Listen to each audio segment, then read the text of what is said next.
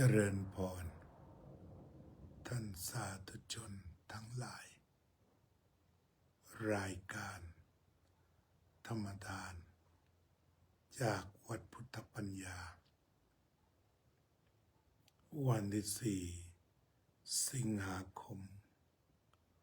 พุทธศักราช 2569 มาพบกับท่านผู้ฟังท่านผู้ชม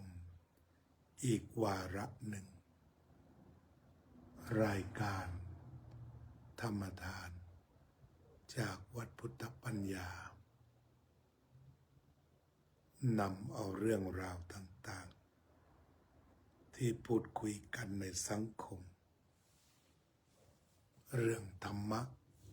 ที่สังคมให้ความสนใจมาสนทนากันโยมประพันธ์วงศ์พาณิชย์เจริญพรยุคสมัยใหม่นั้นเราจะเห็นได้ว่าสังคมในด้านต่างๆเศรษฐกิจการเมืองเปลี่ยนแปลงไปอย่างรวดเร็วเรื่องธรรมะก็เปลี่ยนตามไปงานเผยแผ่ธรรมะก็เปลี่ยนแปลงตามไปอย่างรวดเร็วการศึกษาธรรมะเป็นไปในรูปที่คล้อยตามกันกับสังคมคือทุนนิยม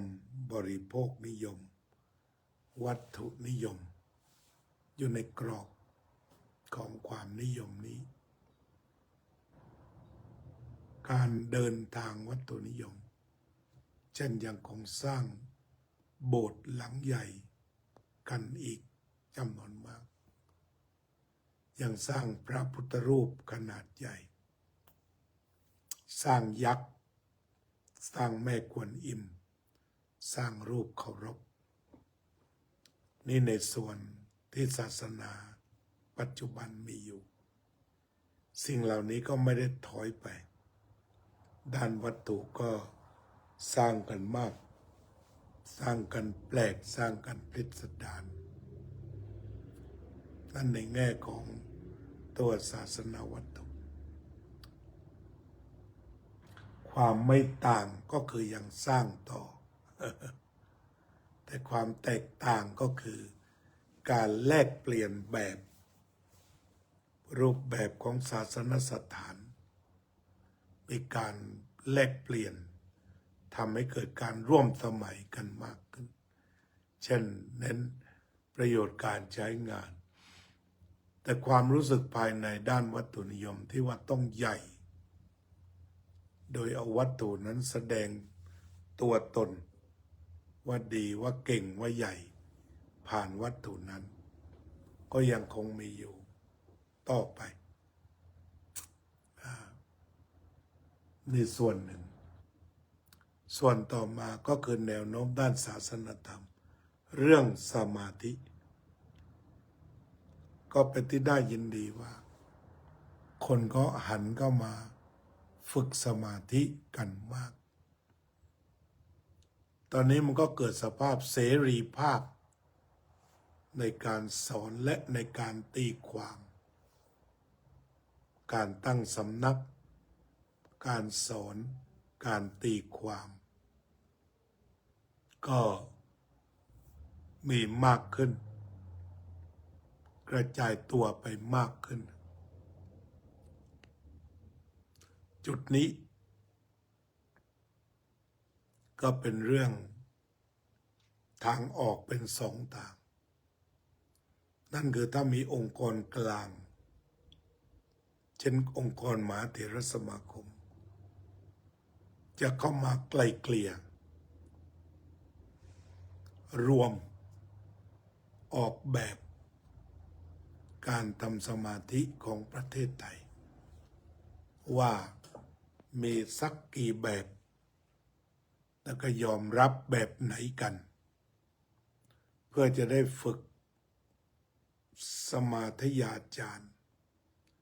อาจารย์สมาธิในแบบนั้นๆได้อย่างถูกต้อง เพื่อนำไปสู่การฝึกจิต อันนี้ก็เป็นส่วนหนึ่งที่ว่าน่าจะจับมาเป็นกลุ่ม มีกี่กลุ่ม มีกลุ่มพุทโธกลุ่มสัมมาอรหังกลุ่มพองยุบแล้วก็มารวมกลุ่มกัน จากนั้นก็สัมมนาทางวิชาการว่าทุกกลุ่มจะโยงกันยังไง จะโยงกันไปสู่เป้าหมายคือความสะอาดสว่างสงบยังไงได้ คงต้องสัมมนากันนั่นส่วนหนึ่ง ถ้ามหาเถรสมาคมจะถือเป็นภาระธุระ อันนี้ส่วนหนึ่ง อีกส่วนหนึ่งก็คือปล่อยตามยถากรรม ใครทำอะไรทำดังที่เป็นอยู่ทุกวันนี้ ใครจะสอนอะไรสอนว่ากันไปเรียกว่าตามยถากรรม จะว่าเสรีก็ได้ เปิดเสรีโดยไม่เข้าไปแทรกแซงได้เหมือนกัน ใครจะจัดสมาธิภาวนายังไงจัดคอร์สอะไรตามสบายแล้วก็รู้สึกว่าจะเป็นไปแบบนั้น ใครไปทำสมาธิกับใครก็ไปนั่นในส่วนของเรื่องสมาธิ อันเป็นเรื่องเป็นที่นิยม จะเป็นสมาธิเพื่อไปสู่วิปัสสนาที่เห็นจริง หรือเป็นเรื่องของการไปพัฒนาอาคมเครื่องรางของขลังมนต์หรือการสัก ก็มีไปหลายแบบเหมือนกัน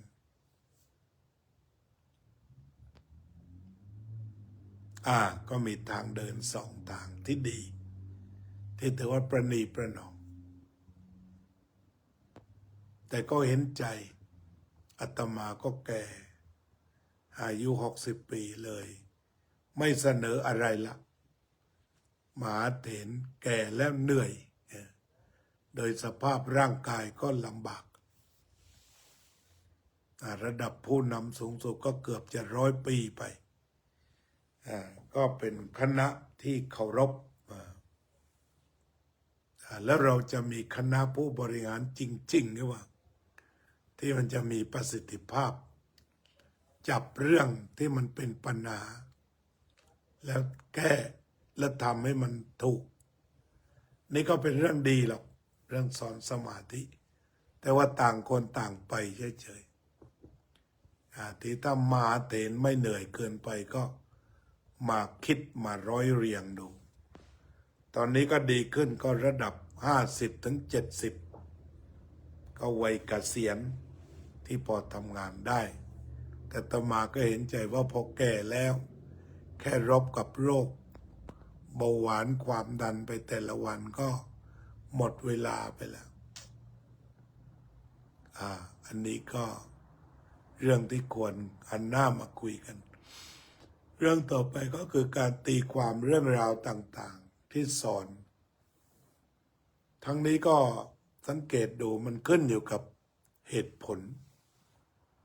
การให้เหตุให้ผล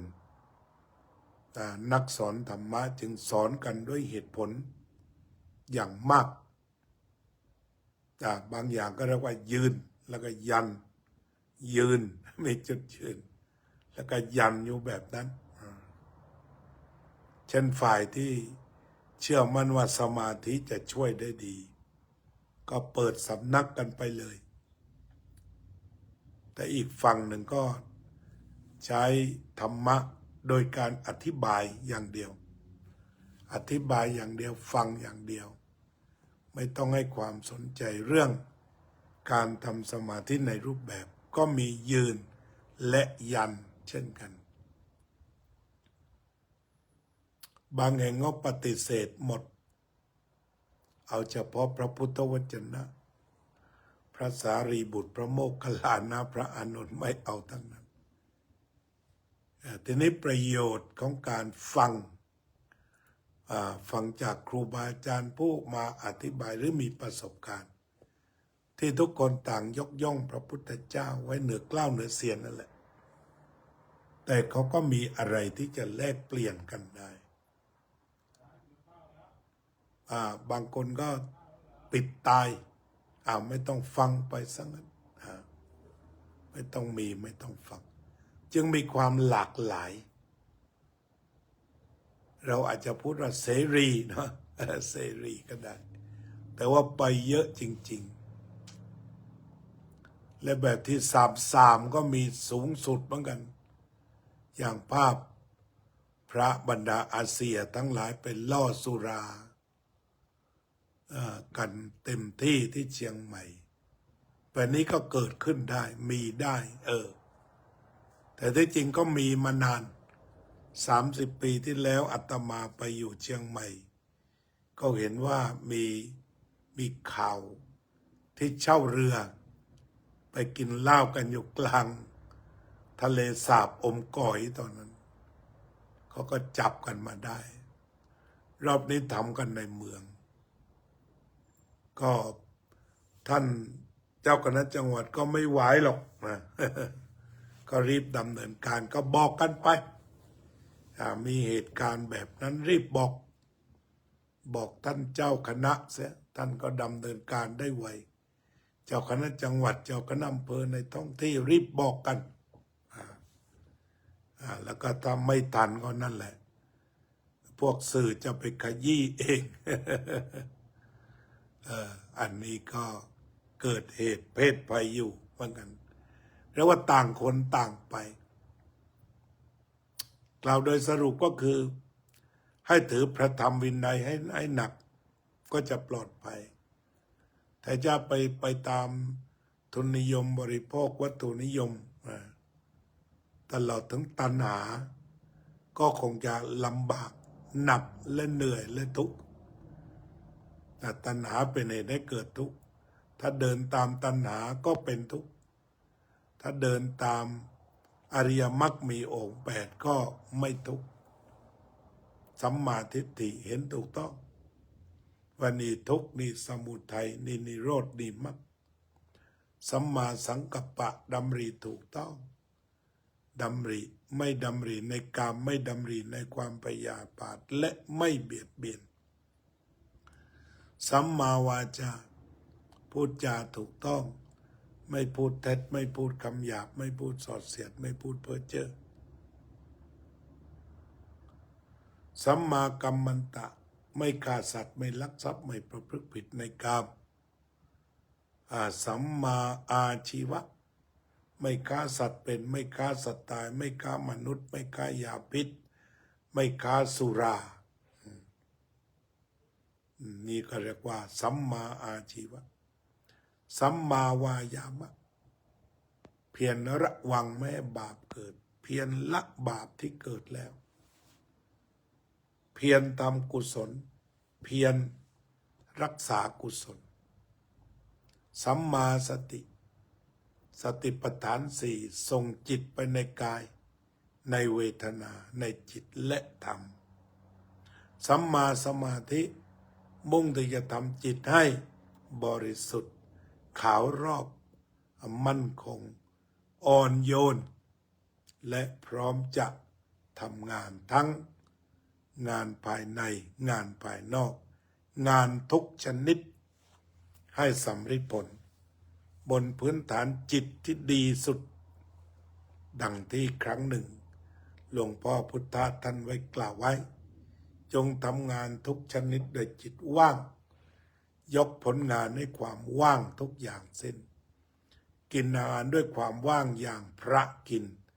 ตายเสร็จสิ้นแล้วในตัวแต่หัวทีนั่นก็คือทำจิตให้ว่างไว้เมื่อจิตว่างจิตมั่นคง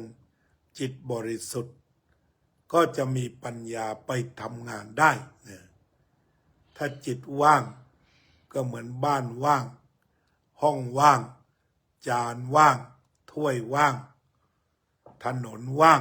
มันจะพร้อมทำงานถ้าจิตว่างถนนโล่ง พร้อมที่จะรับรถวิ่งไปได้อย่างเร็ว รับจานรับกาละมังที่ว่างก็พร้อมที่จะรับอาหารทุกชนิด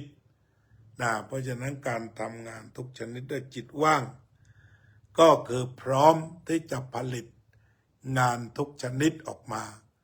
จนกระทั่งงานแห่งพระนิพพานนะเอาวันนี้ก็คงจะคุยกันแค่นี้ทำสมาธิกันเล็กๆน้อยๆต่อไปร่วมกัน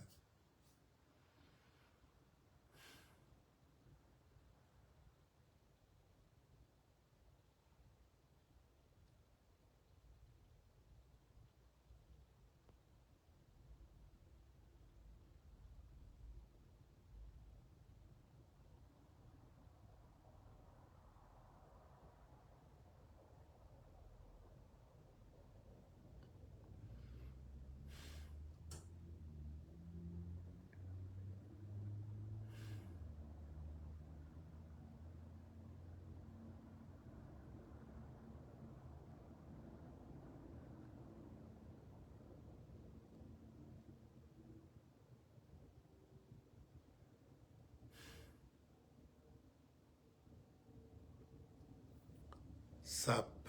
สัตตาสัตว์ทั้งหลายที่เป็นเพื่อนทุกข์เกิดแก่เจ็บตายด้วยกันทั้งหมดทั้งสิ้นอเวราโหนตุจงเป็นสุขเถิดอย่าได้มีเวรแก่กันและกันเลยอัพยาปัชชาโหนตุจงเป็นสุขเถิดอย่าได้พยาบาทเบียดเบียนซึ่งกันและกันเลยอนิฆาโหนตุจงเป็นสุขเถิดอย่าได้มีความทุกข์กายทุกข์ใจเลยสุขีอัตตานังปริหะรันตุจงมีความสุขกายสุขใจรักษาตนให้พ้นจากทุกข์ภัยทั้งสิ้นเถิดอภิวาทนาสีลิสะนิจจังวุธาปจายโนจัตตารโอธรรมาวัฏันติอายุวันโนสุขังภะลัง